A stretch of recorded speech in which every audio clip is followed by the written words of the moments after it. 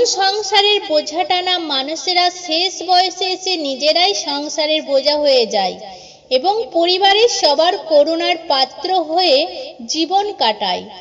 বেশি বুদ্ধির মেয়েরা সংসারে শান্তি থাকে না। বোকা টাইপ মেয়ে গুলি সুখে ঘর সংসার করে।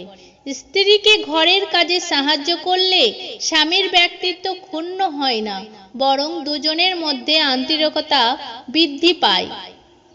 লুঙ্গিতে আগুন লাগলে যেমন খুললে বিপদ, না খুললেও বিপদ।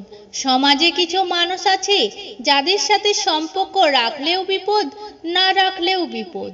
হজ্জ করে নামের আগে যদি হাজি লেখাটা জরুরি হয়, তাহলে হারাম খেয়ে নামের আগে হারামি লেখাটাও এর চেয়ে বেশি জরুরি।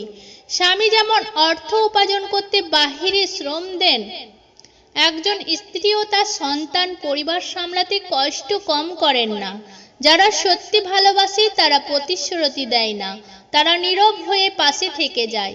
মানুষ কান্না, খোড়া, অন্ধ, পঙ্গু হলেও তাকে নিয়ে সংসার করা যায়, কিন্তু যদি মানুষের চরিত্র খারাপ হয়ে যায় তাকে নিয়ে সংসার করা যায় না। একদিন অনেক টাকা হবে, কিন্তু টাকার অভাবে হারানো জিনিসগুলো আর পাওয়া যাবে না। কখনো আপনার অতীতকে ভুলে যাবেন না। অতীত হচ্ছে একজন মানুষের সবচেয়ে ভালো শিক্ষক।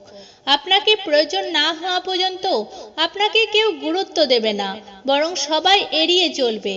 একজন নারী ধ্বংসের মূল তিনটি কারণ: এক, যে নারী স্বামীর সাথে জেদ করে; দুই, যে নারী স্বামীর মুখে মুখে তর্ক করে; তিন, যে নারী মা বোনের কুপরামর্শে স্বামীর বাড়িতে অশান্তি সৃষ্টি করে। যারা আঘাত পেয়ে উঠে দাঁড়ায় তারাই একদিন জীবনে অনেক কিছু করে দেখায়। ভরসা তো নিজের শ্বাস প্রশ্বাসের নেই, সেখানে আমরা মানুষের উপর ভরসা করি।